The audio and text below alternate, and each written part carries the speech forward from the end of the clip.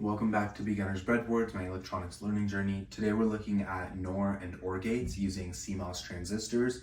So similar to creating an AND gate, this kind of has three distinct sections. So these are the two inputs, which are just buttons. So those are inputs that will either have 5 volts or 0, high or low. One of them is A and one of them is B. And then using 4 transistors, we make a NOR gate. So this uses 2 PMOS transistors that are in series and then 2 NMOS transistors which are in parallel.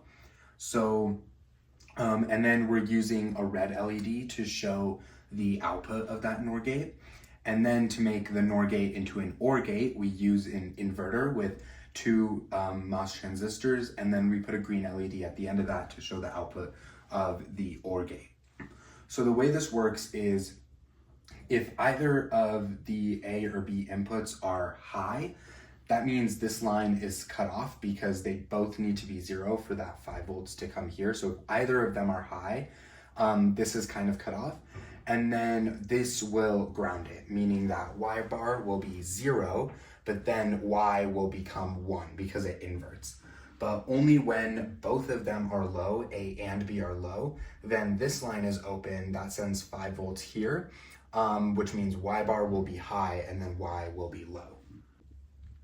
So when either of the inputs are high, so it could be one high and one low, there won't be a path of 5 volts here, but there will be a path to ground here, because if either A or B is high, one of these two devices will turn on and there will be a path to ground.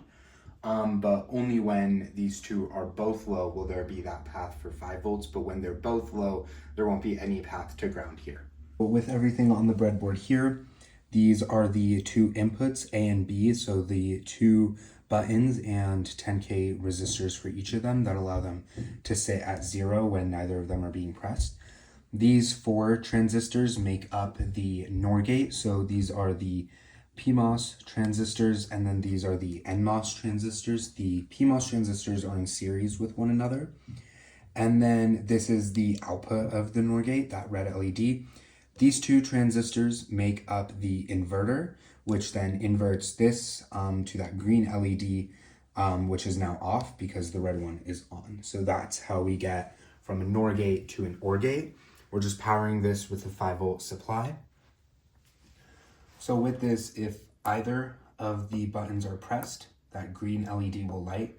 Even if both of the buttons are pressed, the green LED will light. But if you're not pressing any of them, this is the input 0, 0, the green LED will be off. So that's how the OR gate works, but the NOR gate will be high in that one scenario. What we're doing with our OR gate, so this is the symbol for a NOR gate, and then this inverter creates the OR gate.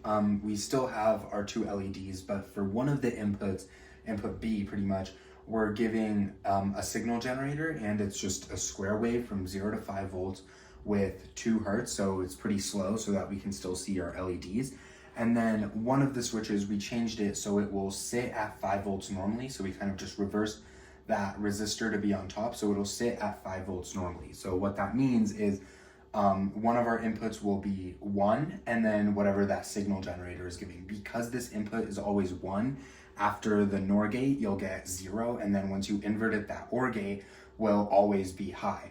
But when you press this button, this will become 0, which means now whenever the square waveform is high, that's when the OR gate will also go high. So when you press this button, you'll be able to see this green LED kind of blink, which is the square wave. And then we're also looking at the output on the oscilloscope there. So when you press this button and this is low, then you'll see the same square waveform on the oscilloscope. This is kind of everything we have. We still have our same 5 volts here, but then this is our square waveform at 2 hertz and at 5 volts.